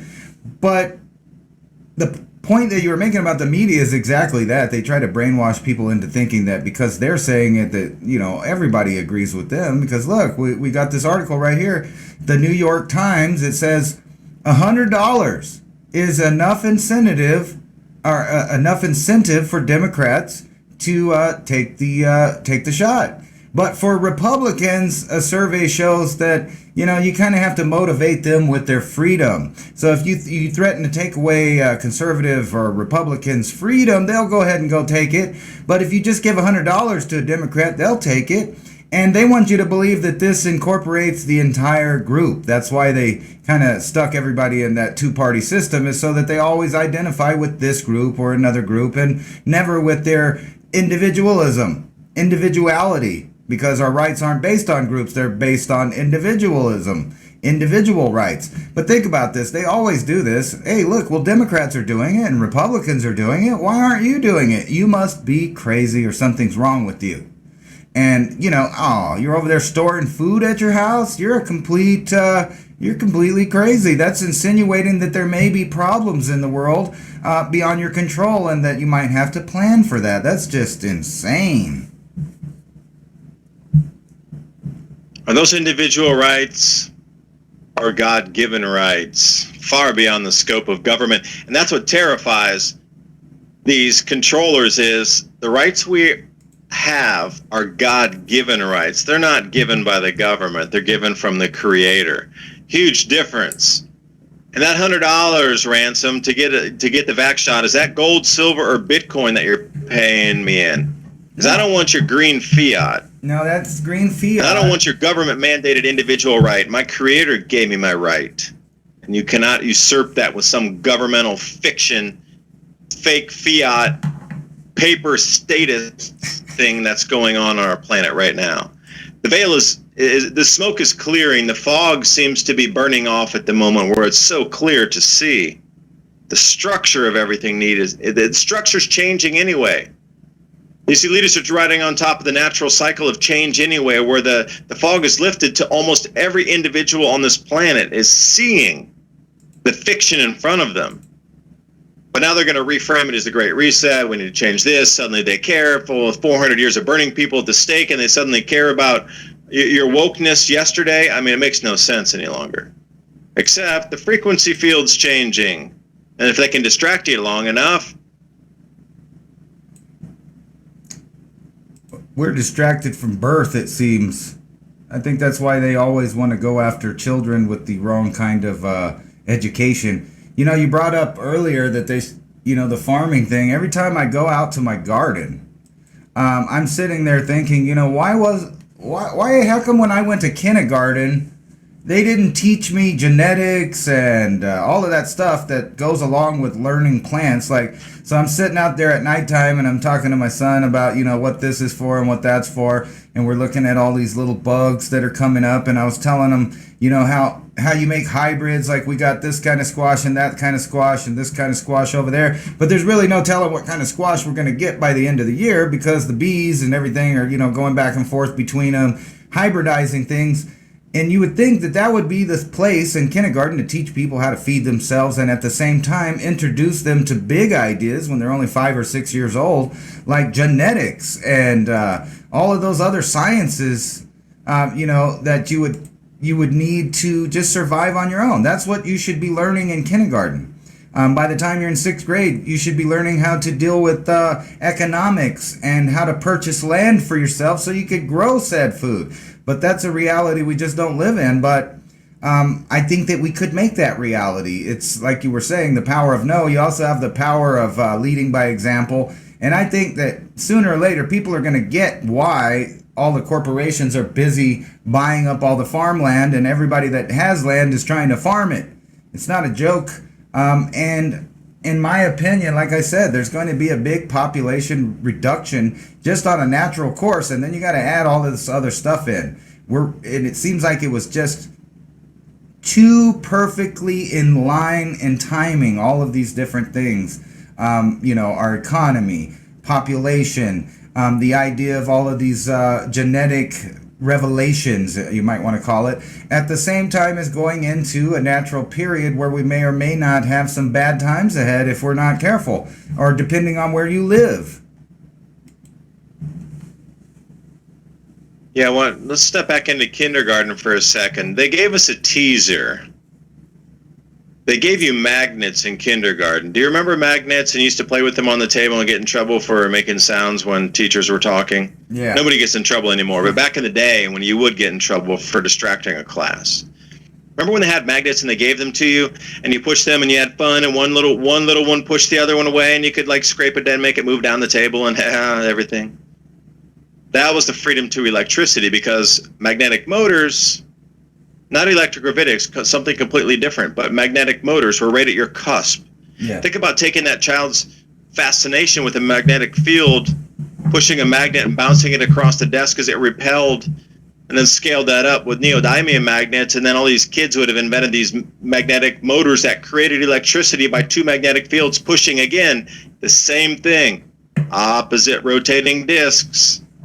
Why would Tesla on that with the electrogravitics and free energy, floating fields off weightlessness, but at the same time when you use magnets to spin opposite disks, you can create electricity off of that. So what is it about these magnets? That's this whole thing about opposite rotational disks creates electricity. Can you imagine implanting that into school children at the age of kindergarten and saying, develop a motor that runs on these magnets? Yeah. Nope, you can't do that. I think that it's probably been done millions of times already. And like I was saying earlier, with disruptive technology, anytime anybody makes a breakthrough that obviously will make humans more free in some way, you will get the midnight knock of the secret police. And I think that goes way back, and I think it's just whatever authoritarian group's in charge, because, for example, you can go back in time 3,500 years ago. I forgot the guy's name, but there was a little steam motor, and both ends, it would blow steam out and it would sit there and spin. The guy was one gear away from the Industrial Revolution. But we waited another 3,500 years. It's almost like somebody went in there and, just made sure that nothing progressed with that. Anytime anybody comes up with something that removes other humans or entities' power from the individual, that's exactly when you meet the most force. And I think that explains exactly why you get so much grief, even from regular people, about, look, well, I'm over here preparing, I'm working, I'm creating, and say nothing ever happened. You could sit there at 90 years old looking at your orchard that's grown super giant and all of the work you've done, and just sit there and feel, what do you call that? Content, I guess, with your, or fulfilled, I should say. Knowing that you just built that. And what if, does that really hurt your feelings to think that somebody in the future will enjoy what you built if nothing happens in your lifetime? I don't think it bothers you. I am so grateful and so happy and so thankful and so fulfilled every day that I'm working on my land and planting anything that's going to bring something for me to eat or bring happiness to somebody else who's going to go, wow, I can't believe you made that. You grew this salad that we're eating tonight. Wow, that's amazing. I'm going off on a little rant here, but Gainura, speaking of superfoods, I'm going to list a couple superfoods here that are pretty easy to grow. So one of these I have right now, and you hit me on the genetics here. So I have this thing called Gainura, which is an Indian superfood. It's an Indian Malabar spinach, which has just incredible contents of vitamins, minerals. It's super off the chart, way right up at the very top with spirulina algae, but in a vegetable leaf plant form. And you don't need to powderize it. You can just, cut it at the stem and then cook it fresh. It's called Gainura, Gynura. Now spell it again, Gynura. Now I have a bunch of Gainura out there, and they're all coming to seed right now. And what's interesting is they're all coming to a very tight, compact yellow seed. So what I'm going to do is wait for all of them to go to seed, and then I'm going to choose the tallest, healthiest, girthiest, strongest one and collect those seeds. And the other seeds, I'll still keep them, but the ones I'm going to pinpoint to try to replant in the greenhouse are going to be the ones with the strongest, like the bodybuilder type, like girthiest leaves and the strongest growing, largest plant, because we planted all these at the same time. And they're super incredible easy. I mean, this is one of the easiest plants ever to grow, ever. All you have to do is when it comes out into a larger plant, cut a stem off of it, and it's pretty supple. It's like really thick basil. Slam it, stick it in the ground, and it'll grow another one. Wow. I want entire fields of this stuff. This is superfood beyond superfoods. This is what, in the Vedic texts, they talk about this as some sort of extract that grams of this could keep you alive during famine. That's how powerful this is, that it comes from Indian Vedic text. Now, this is something you want to grow in your garden that's available.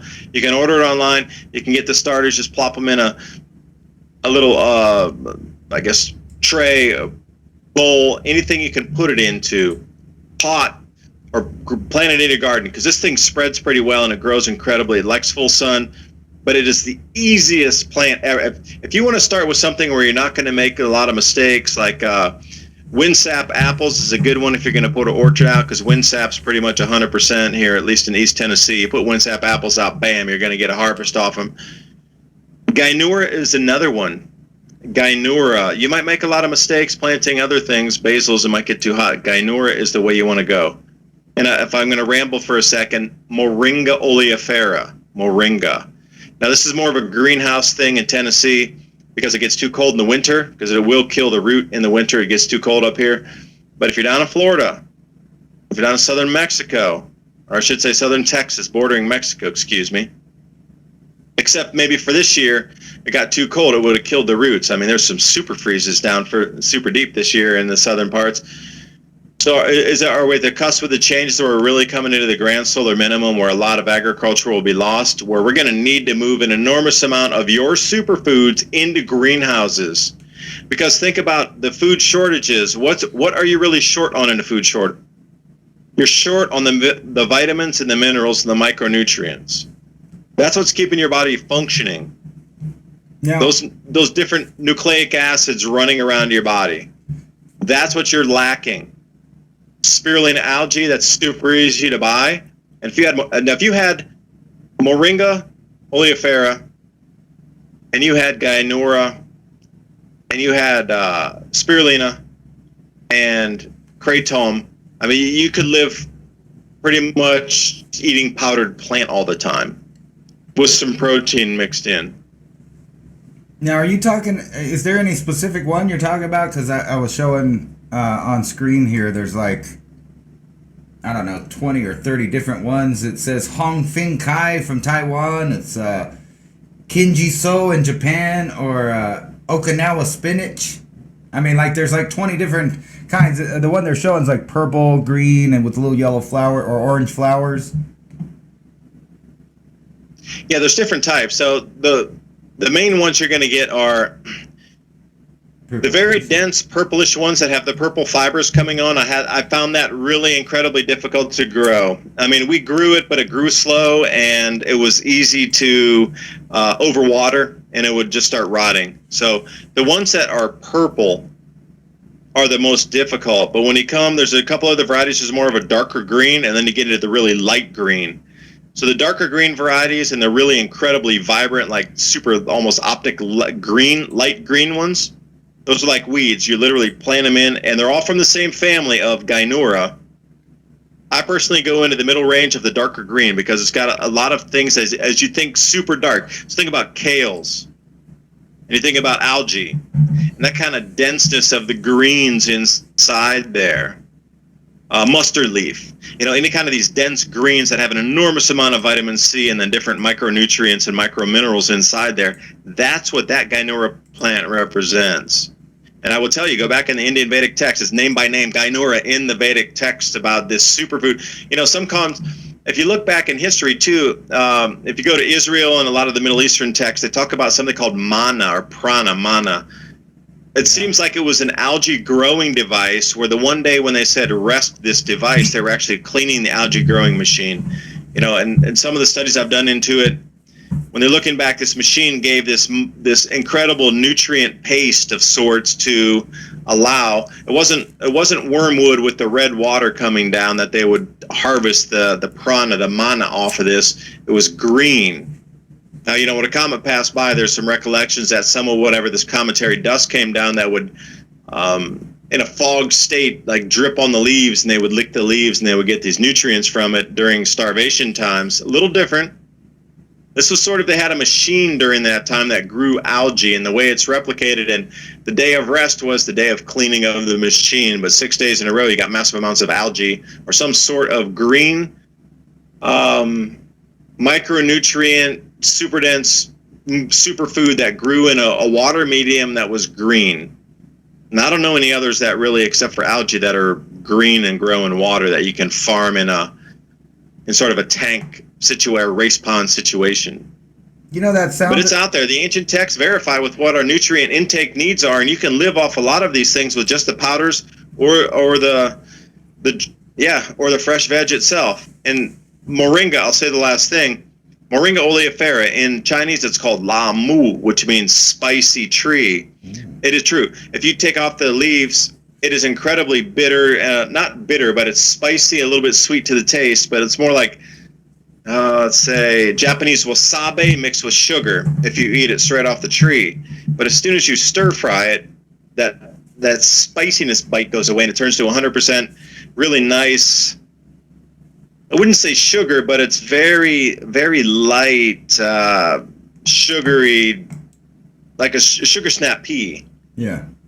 It changes state after you stir fry it. It takes that bitter wasabi out of it. But hey, what are you going to do? If you can grow any of these and you have a way to make people healthy through diet, and if people are getting sick from scurvy and all these kind of things because they're not eating the right food because they're eating canned food for year after year, and that's all they're surviving on is restorable foods with no fresh vegetable mixed in, and you're going to bring in some of these powders that are going to be superfoods on top, almost every ailment that they have will just instantly disappear because they're getting the micronutrients they need again. They're getting the minerals and the vitamins they need again. And somehow I started on that point. I forgot where we even went, so I'm going to stop. Well, you were talking about superfoods, but you kind of did a little tangent on this machine. And I was thinking the whole time it sounds a lot like manna in the Bible. The little, Yeah, manna. Yeah, that's the same. The same, exactly. yeah, right. But the only difference. Oh, I called it manna. Yeah, manna, manna, however you like to say it. Potato, potato, yeah? Well, they say it, described as a white thing, but you were saying green, but it almost sounds like the exact same, the same thing, because it's described kind of like a device, and you had to eat the stuff at a certain period of time or it'd go bad. And, like the whole little side stories of people trying to save it and then it would rot. But they had to go out and eat it like in the morning and collect it. And it was only good for today, to eat today. So, but it did sound like a lot of people actually theorized that that was some kind of machine they were using to create this food. Well, yeah, go back to it. If the skies are incredibly cloudy because of volcanic eruptions, and we're getting like multiple years without a summer, and the sun's not shining due to an enormous amount of aerosols in the atmosphere, sulfur dioxide and the actual physical ash up in there, nothing would ever evaporate. So when you're looking to try to get powderized algae, like right now it's super easy because we have a very stable climate comparatively to like 535 in the late antique little ice age, for example, that had 3 straight years of volcanic winters all year round. Nothing would dry.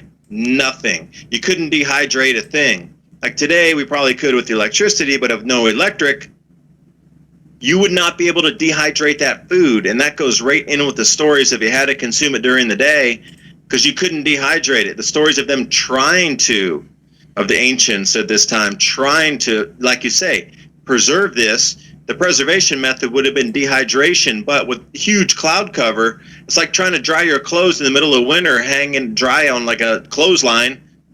It just doesn't work. It's too cloudy. It's too moist. There's too much precipitation in the atmosphere. The relative humidity is way too high. There's no way to dehydrate that by dehydrating it. So that's where it comes back in. You got to consume it that day. There is no preservation at that point. It kind of goes into this story I'm showing right now. Evidently, according to this story, there's a bizarre new trend to get high off of eating rotten meat. Say it. Can you repeat that again? I think I heard you wrong. Can you say that again? Okay, so there's a new trend supposedly of people trying to get high off of eating rotten raw meat. Literally. Like just eating gross. I thought that's what you said, but I thought that was too bizarre that I heard the wrong thing. Yeah, and they're blaming, of course, the bizarre behavior on coronavirus lockdowns has driven people to attempt strange challenges. So basically, that's called botulism in a box right there. You don't want that. I was about to say that exact thing, is people are competing to get botulism and get taken out before there's a pandemic. During the pandemic. Ooh, did I say that wrong? No, you stated it correct. No, it's called This is the warm-up. This is the warm-up inning. I've heard of eating raw meat, but not rotten raw meat. And you almost have to wonder of the stories we see, like the Tide thing, what was that back in the day, people were eating those Tide things. How much of that's true and how much of it's computer generated? To try to get people to do that stuff that wouldn't otherwise do it. Because you got to think about, Darwin Awards are out there for a reason, but would you try to get people to entice them to do something like this? Because between the Tide Pods and this right here, what you're talking about makes no sense. No logical human in their right mind would do either of those things. Yeah. It kind of. But if it's the super chance takers, but think about that. That's a very, very laser niche segment of society right there. The super ultra risk takers.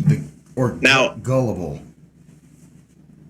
Well, you got to look at it either way, but maybe they're a threat in the society to elite because they're such risk takers.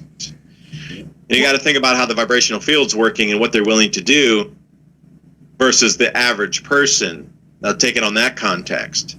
So, I wanted to know your opinion on this. Is this because you were kind of talking about these weird stories seem to just pop out like they're being generated to send people down a certain thought process. And I was reading this one I'm showing people. It says, woman missing since 2020, found living in a tent in Utah. eating moss and grass. And, you know, there is a good part of the story because law enforcement had to admit that she actually wasn't doing anything wrong and that she might return to her tent eating moss and grass. But basically, this woman just walked off from society, left her car behind, pitched a tent, started drinking water out of the river, eating moss. She might actually be smarter than, you know, the other 99% of people there. It looks like she's ahead of the game, almost. Not almost. Imagine the skills she knows in wild foraging. How to filter water. I mean, water is the most important thing. We could go a few days more without eating, but if it comes down to it, how many out there listening understand how to take water from any source and then filter it to a drinkable state that won't get you sick with giardia or some kind of other amoebas or bacteria inside there that are going to ruin your gut and take you down to the point of death? And, you know, you read a lot of people get sick during, you know, that one account I read, it was called A Year in Hell, and it was about the Bosnian War. And there was somebody who did a full expose about all the experiences in their neighborhood and how they lived that experience for almost 2 years of being in a siege, and how they survived, and all the tips and tricks on what you want to do or don't want to do, how you'll be taken advantage of, how people bonded together. But one of the things they kept coming back to again and again and again and again and again, water filtration, how people, because in the beginning, after the first 3 or 4 days, that river became unusable because everybody was using the bathroom in the river because they realized within a week that they couldn't use their toilets anymore. What'd they do? They threw everything in the river. The river became the disposal system instantly. So if you think, well, there's this beautiful river, I'm just going to get my water out of there and I'll be, nah, hold on a minute. If you're anywhere near habitation, you need to read that account. It's called A Year in Hell, the Bosnian War. That's gross. And understand how water can become contaminated as fast as the infrastructure breaks down. And it's not from the infrastructure actually breaking down, it's more of what we as humans would naturally do. We take our excrement and we try to get rid of it out of our house. And where's the next best place? Well, a river, because you know it's going to go down there every time it rains. So there's this whole psychology within the human behavior mixed on how we want to get rid of things. That woman is so far ahead on how to filter water, how to exist, how to cook, how to start fires, how to stay out of inclement weather. She could probably build a shelter in about 1/5 of an 1/8 of a second. I mean, that's a person I would like to learn from. I just thought it was bizarre that the law enforcement went out of their way to have to say, well, you know, she didn't actually break any laws by not telling anybody, leaving her phone behind and just going out and living. Oh, I didn't even think about that. Yeah, they make such a big deal of it, don't they? Oh, 411 or whatever that is. I get it if it's like, you know, really out of your behavior pattern, but I think they're missing some part of the story. Like I read through it and they really didn't know why she did it and they didn't list why she did it. But it seems like there's only 2 paths right now, and you know, you keep talking about people changing their vibration. It seems like people are getting smarter. Well, see, it's not really smarter. It seems like they're getting more in tune with what they need to do. And then there's a whole other big portion of society that is going completely bonkers because of the environmental stress of all of the, I'm going to say, psychological programs that are going on simultaneously at this time.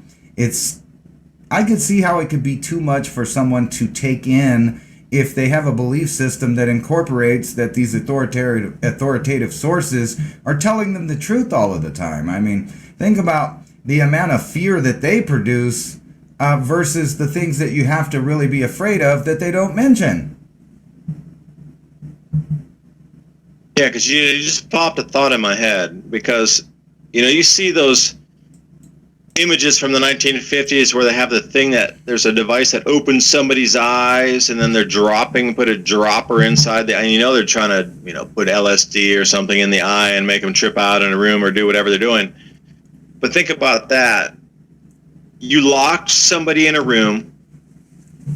The lockdowns are complete. You can't leave your room, and all you're giving them is the programming coming through that thing called the TV. That is no different than putting the device on your eye in the 1950s and putting a dropper full of liquid in there. Because locking you in a room and only allow you access to what's on that TV or what's in that programming channel, that's the same exact thing. Well, that freaked me out thinking about that for a minute. It's even worse than that. It's even worse than that. They don't even use the TV anymore. They have a little phone device that they literally stick to their own eyes. I've been watching people having trouble coordinating their body and being a human being because they forget they have two hands and they can't do anything because that phone is always in their hand. They don't go anywhere without it. They can't have a conversation without it. They can't eat dinner without looking at it. And it's always in their face. It's like a weird, I know it's on a casino mentality. They know that people get a certain bump of adrenaline and, different dopamine and stuff whenever they go to their social media and someone is said a nice thing or looked at their picture. And they also know people go into bouts of depression for the opposite, where they have no contact in their fake social world.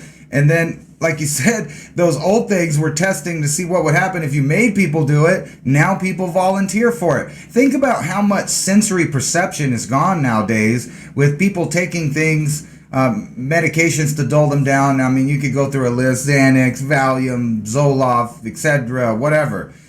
Plus all of the other things. And then now you're covering their mouth and their nose, putting little earbuds in their ears, and then they're covering their eyes, and they're completely in the Matrix. I mean, just like in the movie. What's the difference? The sensory deprivation tank, where you're floating in the seemingly anti-gravity, heavy salt content environment. How do we wake up? No. Juice that water with some electricity. Hello.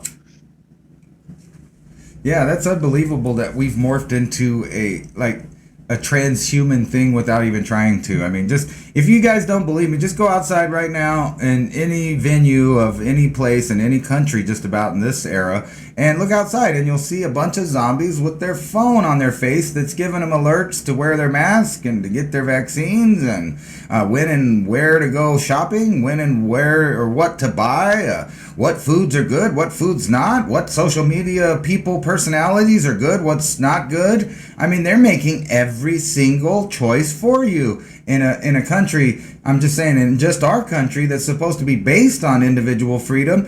Why is it that so many people fight to let the authoritative sources choose every single choice for them, from fashion to news to what they eat to what they put in their body altogether? I mean, it's really scary when you think about the level, I'm going to call it brainwashing or brain control, that they have over the general public. It's way worse than people give it credit for. And some people say that, you say this or you say that, you're fear-mongering. No, it's just reality. Just look at it. It is what it is, as they say. And if I could tell a personal story about the body, today we were cleaning out the garage because we wanted to paint it and put new shelves in, and just to rearrange a few things and take note. And I want to put a indoor vertical grow tower / quarter of the wall, all trays, all grow lights in there, and just really bump up my game in indoor vertical ag. So I'm going to have my little play space in there for plants. But I was cleaning out, I don't know, about a good 2,000, 2,500 pounds of grain stored, stacked really nicely in some tarps and whatnot. But I needed to move that outside because I want to put it in a little more secure storage bin that I also purchased. But to get that, lifting up those 50-pound bags, I'm used to pretty lifting, but putting 3 of them in a wheelbarrow and then moving it out for ease of, instead of carrying one 50-pound bag out, you got to make your life a little bit easier. Put it in a wheelbarrow and then wheel it out. You can wheel 150 pounds, maybe 200 on some. I had some coconut coir as well that I was again. Those 30-pound bags, and there's a few other things at Juvence that are a little bit less in weight. But that first wheelbarrow that I picked up, I wasn't really paying attention, and that thing almost tipped on its side because I just wasn't paying attention. I work with my body all the time out on the farm, but still, even that simple task of lifting a wheelbarrow to get those 3 bags of grain to move them over to the next place to keep them out of the way while we painted. The mechanical force of that, and I'm used to it, pulling, pushing, doing absurd stuff that would make some people so tired at the end of the day, like I am, where I was like, oh, I just want to sleep, my body's tired. Nobody's getting to that level anymore except farmers.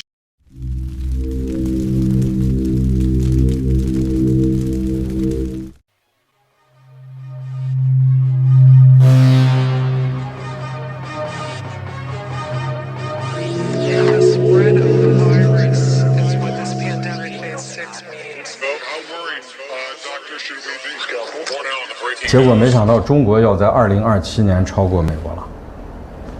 2027年，原来说是可能还要缓个1-2年，结果今年这个上帝搞了个小阴谋，是吧？上帝给这个搞出来一个新冠，叫世界各国一弄，一搞这个新冠，这么一折腾新冠，结果对世界各国出了个考题，等于是。结果这个考题是个偏心的考题。这个新冠啊，这个东西啊，它是最不利于欧美的，最有利于朝鲜和中国的。所以全球抗疫，朝鲜第一，中国第二。朝鲜是个0嘛，是吧？朝鲜是0感染，所以这个体制啊，它可以做到。我们这个体制也好，但是比朝鲜还差一点，还不如朝鲜。所以咱还死了4000人，是吧？但是你死4000人和美国死22万人比，你等于1个人都没死嘛，对吧？咱们等于差不多也是接近0感染，接近0死亡，14亿人死了4000人，那根本就等于没人得病，没人死嘛。中国经济，全球经济，中国现在一枝独秀，中国超过美国时间提前了，2027年没有问题，美国活不成了。体系我们奋斗了10几年，在2012年。我们已经在台海取得了对美日，在台海不是在世界，我们在渤海、黄海、台海，我们对美军形成了绝对优势，而且我们的扩军的速度是人类历史上所从未有过的。我们已经连续好几年，每年下水一个法国海军，1年一个法国海军吨位，我们还要继续每年一个法国海军，至少再下10年。只要14亿中国人民每天吃饭、睡觉、拉屎、尿尿，只要我们每天上班，我们就把美国逼死了。这个从怎么讲，中国的发展都是不可抗拒、不可停止，除非只要一个事情不出，只要中国不出一个戈尔巴乔夫，不把中国自己内部搞乱，不搞得自己分崩离析，中国的发展就不可抗拒。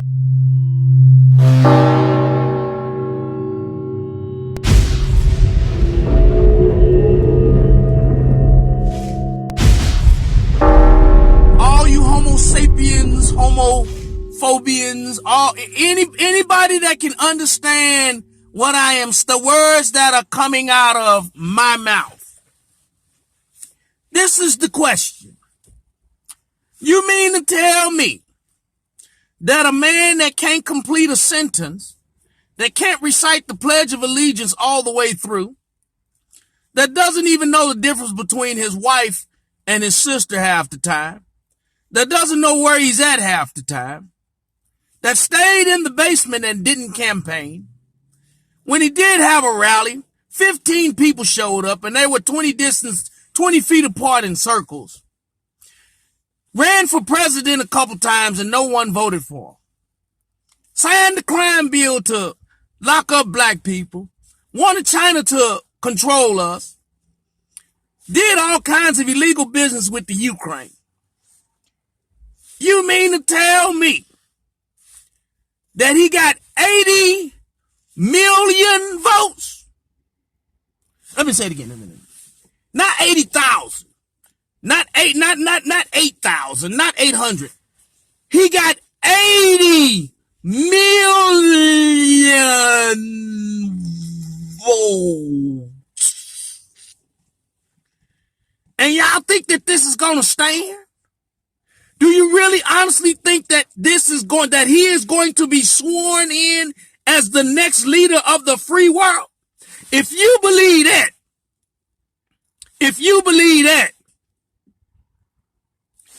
Buy me a Happy Meal.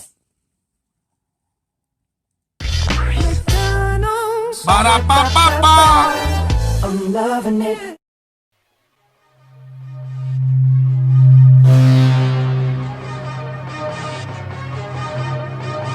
The spread of the virus is what this pandemic phase 6 means. How worried, Doctor, should we be? More now on the breaking news.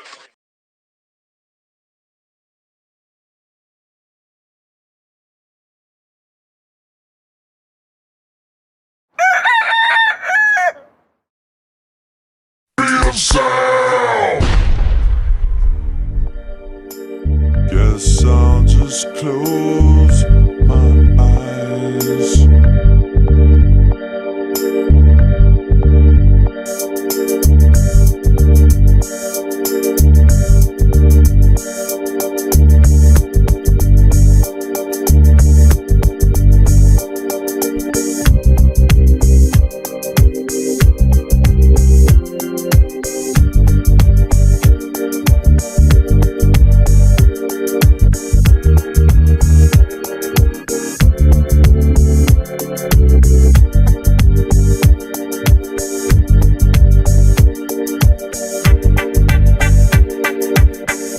That nigga telling lies, and I can see it in his eyes. He's a bitch in disguise, and I hate them kind guys. That nigga telling lies, and I can see it in his eyes. He's a bitch in disguise, and I hate them kind guys. That nigga telling lies, and I can see it in his eyes. He's a bitch in disguise, and I hate them kind guys. That nigga telling lies, and I can see it in his eyes. He's a bitch in disguise, and I hate them kind guys. I let y'all see where I rest my head, cause I ain't hiding, I'ma die riding. I don't like running or jogging. I walk alone with my heat on any street. And now that I'm on, y'all gon' hate me. I'm with these streets, ain't had lately. I ain't got a lot of dough, so I can't afford to be fake. What y'all ballers hate me for? Y'all make triple what I make. I wouldn't wear Versace if they paid me to do promotions. You never see me posing in some gay man clothing. Gay man clothing. Gay man clothing. A pair of Guess jeans, a low shirt, or a fresh white tee is the only thing y'all probably see on me. And I don't need no diamonds. Shit, my dick worth the same. With or without the chain, these hoes gon' give me brains. I tell them politely, y'all gotta be gay not to like me. And I hate them kind guys. That nigga telling lies, and I can see it in his eyes. He's a bitch in disguise, and I hate them kind guys. That nigga telling lies, and I can see it in his eyes. He's a bitch in disguise, and I hate them kind guys. That nigga telling lies, and I can see it in his eyes. He's a bitch in disguise, and I hate them kind guys. That nigga telling lies, and I can see it in his eyes.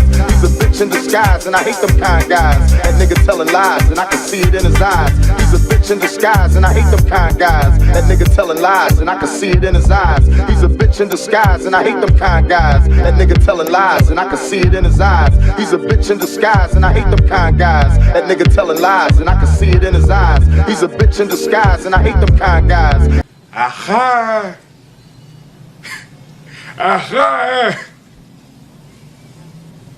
What do you know from funny, you bastard? I keep trying to point out to people not to demonize any one group or any one ethnicity. Stop demonizing people. I keep trying to point out to people not to demonize any one group or any one ethnicity. Stop demonizing people. But we keep thinking that the biggest terror threat is something else. Some people who are marching, towards the border like it's imminent. And when the last time they did this, a couple hundred people came, and they, most of them did get into the country. Most of them got tuckered out before they even made it to the border. So we have to stop demonizing people and realize the biggest terror threat in this country is white men. Stop demonizing people and realize the biggest terror threat in this country is white men, most of them radicalized to the right. And we have to start doing something about them. There is no travel ban on them. There is no ban on, they had the Muslim ban. There is no white guy ban. Stop demonizing people. Guess I'll just close my eyes.